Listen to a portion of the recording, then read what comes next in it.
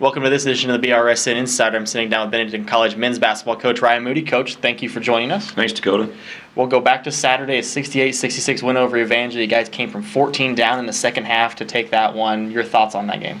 Well, I thought our guys showed a ton of effort, a ton of guts and grit to kind of be able to get back in that game after being down. And another game where our offense wasn't fantastic, but our defense has slowly evolved and has continued to get stingier and stingier. And I thought that the defense got us back in it, taking care of the ball got us back in it, and just kind of hung in there. It didn't let the lack of offense or lack of shots going in affect our effort on the defensive end. And, we've been battling from behind a little bit here the last couple of weeks, and it was good to actually get back all the way to the other side and hold it there. And I was really happy for our guys. Showed just a ton of energy and a ton of unification. I thought that was really good too on Saturday. We were a unit, and the bench was involved, and a lot of positives to walk away with from Saturday. One of those big positives is something you talked about the last time we talked is the amount of turnovers. Just 8 turnovers in that game, tied a season low. Something you were obviously probably pretty pleased with. Yeah, especially when your offense isn't great as far as making shots, you have to maximize those possessions offensively, and then it also, lack of turnovers takes the pressure off your D a little bit. You're not putting the other team in a position where they can get easy ones. Most teams at this time of year are really only running transition-wise on turnovers, and that's when the easy buckets appear because you know so much about each other now. So when we only gave them 8 turnovers, I think that really helped. Evangel's not known for pressuring and those kind of things defensively, but I thought we made great decisions, and decisions are essentially the key to turnovers. Like, can you make a great decision? We did a good job of that on Saturday. We'll talk about last night, 67-63 loss to number 12 CMU. A game, again, got down big, down 13, got it down to 1, but like you just said, couldn't get over the hump. Yeah, I think we even tied it at one point late in the game, but it was another one where the offense just we missed shots. We were 29% from 3, a couple of questionable ones, but a few that were pretty open, and we're not trying to miss; they're just not going in. I thought the effort defensively, as a group, the entire team was just spot on. Maybe the best defensive effort we've had of the year as far as execution to what we're trying to get done, limiting some of their better players. I thought we just controlled the game defensively, but unfortunately, offensively, we weren't able to make enough shots. And CMU is a good team. That was a very similar game to down there at Fayette. I just thought that's how that's how small our margin of error is right now, because we can play a fantastic defensive game and turn it over just a couple of too many times, and now you lose a one possession game when it was all said and done. Right there at the end, it was a one possession game. So. But we're walking away with a lot of positives from last night, to be honest with you. I thought we just guarded like crazy, and I think we gained a lot of good minutes and experience for guys, and guys stepped up, and I think that's going to be good moving forward. And we're going to talk about one of those guys. Colby Nichols had 20 points last night. His role has just evolved in his time here. He went from redshirting his first year to barely playing last year to now starting. Take us through his evolution. Yeah, I think that his story is similar to a lot of guys that have played in our program, at least since Coach Peer and I have been here together. We've redshirted guys. We've believed in winning with older, invested guys, 4- and 5-year guys. And Colby did have to kind of wait his turn a little bit. Last year, in his first year of eligibility, he had 6 seniors in front of him. And that's not always great to the plan. And I know at times he was down, but he hung in there. He shows up every day with a great attitude, shows up every day in the weight room, and just kept grinding. And we use that term a lot, just keep grinding. I think he's a great example to some of our younger players that are doing that currently. And we've got quite a few guys that have redshirted still that are fighting to get those minutes. I think it makes us better in the end, and Colby's a great story, but he works hard every single day. He's in here every day almost outside of practice working on his game, and it's showing off. He's scoring. He's got great activity. His athleticism's great. But, more than anything for Colby, it's smile on his face, playing hard every day, great teammate. These are all things that we're looking for, and he's the epitome of that. And just trusting the process. I think that's important. All right, so we'll talk about Saturday. You guys get Avalon Saturday, beat them 77-54 the first time around. What are you looking for heading into that game? That seems like a really long time ago. That was back in December, I think, when we played them down there. And both of us are different teams. They're going to be better. I know that I think they just beat Evangel by 14 last night. So we're in for a dogfight on Saturday. I think we're a different team. I don't better or worse. I don't know. The record isn't great, but I think that defensively we could be in a better place. they're going to present their challenges. They're very athletic. They've got a couple of big guys that can really punish you inside if you're not careful. So we'll have to be dialed in. We'll have to have a great team effort again, and I anticipate it being a dogfight. Hopefully we take the lid off the rim and make a few shots on Saturday. And they're sitting right behind you in the conference standings, so does that give a little more motivation to get this one? Yeah, I think right now we're just in let's go fight mode. We want to just get out on the floor and continue to get a little bit better, and we've shown that over the last 2 or 3 games. So we're excited to keep fighting. But I do think Saturday is just another opportunity. I'm not sure where it stacks up in the rankings and all that. We just want to continue to grow. And get a chance for this group to go to bat for each other. So we're looking forward to it. All right, Coach, thank you very much Dakota. for joining us. Benedictine College men's basketball coach Ryan Moody on the BRSN Insider. A wise man once said, "The world offers you comfort, but you were not made for comfort. You were made for greatness."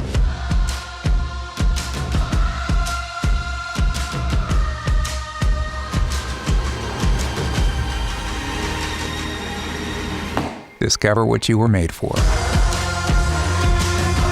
Benedictine College, where greatness begins. Back on the BRSN Insider, I'm sitting down with women's basketball coach Chad Folsom. Coach, thank you for joining us. You bet. Thanks for having me. We'll go back to Saturday, a 63-53 win over Evangel. You guys led that one wire to wire. What were your thoughts on that game? I thought we played a real solid game at both ends of the floor. I thought our defense was solid, of course, holding to 53, and I don't think they shot very well from the floor. I thought we did a good job contesting shots. And then I thought at the other end of the floor, we did a good job executing. We had we were running our plays, running our offense, got some good looks, and it was a good game to come out well right from the beginning. I thought we started off the first quarter really strong, up by 10, and then they made a run at us, and then we did a good job at keeping our composure and finishing the game strong. So we'll talk about last night. We'll take this quarter by quarter because that's just how this game went. The first quarter against CMU, they jumped out on you guys, had a big lead in the first quarter. What happened there in the first? We turned it over a lot. Credit their defense. They were active and got their hands on a lot of balls, which led to a lot of transition baskets, and that's where they're really good, is out and running, and they definitely were getting opportunities to get out and run, and were beating us down the floor. And like I said, a lot of that was off of turnovers and taking off. So I know we needed to play them in half court. They're definitely a running team, and if they get going, they're tough to stop. In that second quarter, you guys got the lead down to 8. Was that something you were talking about, getting that lead inside double digits before you got to halftime? Well, I just wanted to get back in the game. You know what I mean? We need to fight. We need to compete. We couldn't just lay down. And I was proud of the fact our ladies didn't do that. They kept fighting and kept battling. And like I said, we got it within striking distance at halftime, which was good. So we got in the locker room, talked some things through, and really came out well in the third quarter. I said that third quarter, you guys came out and ended up leading at the end of the third quarter, and that was basically what you were looking for, right? Yeah, I thought our defense was really solid in that quarter. I thought we did a good job at being in help side and helping each other and getting rebounds, and then having opportunities to come down and score and in transition or execute. And we also got to the glass fairly well and got a lot of offensive rebounds in that quarter. So big key there is we were getting stops. By getting stops, they weren't able to get into their pressure and allowed us to come down and execute and score. And we definitely had momentum going into the fourth. And then they came out and kind of took that momentum in the fourth quarter. They pulled away there at the end, but overall, you look at that game, it's the first and the fourth quarter and the second and the third quarter, basically two completely different games. They were, and that's why you play 40 minutes. You got to be able to play all 40 minutes, and they really answered in the fourth quarter and stepped it up a few notches, and were able to put us away there. But again, I was proud of the way our team fought, and we're shorthanded and dealing with some injuries and whatnot, but they all stepped up and they all played hard, and that's what we can ask. And we'll talk about this now. The roles of your freshmen this year, Bryn Mall, Natalie Samara, Mackenzie Funston, Sam Brennan, all have played bigger roles than what they were expected to play this year. Yep, we're rotating right now with 4 freshmen and 2 sophomores and 2 seniors. So dealing with a lot of injuries and things this year, and I think 4 of our starting 5 from the beginning of the year aren't playing right now. So it's been definitely an interesting year. But again, credit these young ladies, all of them, the freshmen, all of them have stepped up, and still believing in each other and believing in the system, and still working hard every night. So they're putting themselves in a chance to win ball games every single night, and that's what you can ask. But specifically with our freshmen, like I said, I think Bryn Mall has really stepped up in the point guard position for us. She had to step in there right away after the 5th game when Loranda Thomas went down. And she hasn't missed a beat. She's very confident and very quick, defends well, takes care of the ball well. We still want her to get more vocal, and of course she's a freshman. We keep asking her, and I think she's going to develop into that. But she's had to do a lot for us, and she has. And then Sam Brennan, wing player for us. Very athletic, very quick. And again, she's had to grow up fast this year, and she's done a good job of playing both ends of the floor defensively, and lately she's been more aggressive at attacking the basket because she's super quick and looking for a shot, which we need her to do, and she's been doing a good job of that. And then finally, you're asking about Natalie Samar. Natalie is also, playing big minutes for us at the post, and she was injured all first semester, so she came around at Christmas time, was able to get back in the mix, and I feel like it's gotten better every game. It's continued to improve, and of course, just getting used to the faster game, the stronger post players, and all that she went up against last year. She's improving in that area every time, and she gives us a big, tall 6'2" presence underneath that can defend and rebound, and she's been doing a great job of getting offensive rebound putbacks and starting to look more for her shot too. So we need that as well. And then I guess the final freshman too, when we're hitting them all here, is Mackenzie Funston, and she's battled some injuries, and she's an off guard, shooting guard that we've made backup point guard, as a necessity this year, and she's done a great job of filling that role for us. She takes care of the ball and gets us in our offense, and is definitely helping us succeed. And we'll talk about Avalon Saturday, a 61-56 win the first time way back in December. Feels like that was forever. What are your expectations going into Saturday? First off, that was forever ago, especially with all the changes in our team since then. But they're playing a lot better. They are Avila since the last time we played them, and they're definitely clicking and seem to be in a rhythm. So it's something we got to come out ready to play. They play a lot, mixing up defenses a lot. They press and they'll three-quarter trap and try to get you out of rhythm. So we got to be able to handle pressure. They also have one of the top scorers in the league in Raven Bunn, and she had a big night against us last time we played too, I believe. So we've got to be able to try to contain her underneath and still do little things right, both on defense and on offense, give ourselves a chance. All right, Coach, thank you very much for joining us. Yeah. Benedictine College women's basketball coach Chad Folsom on the BRSN Insider.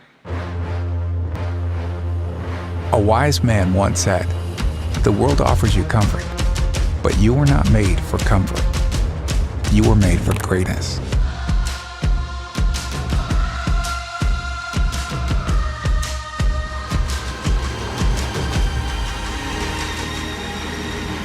Discover what you were made for.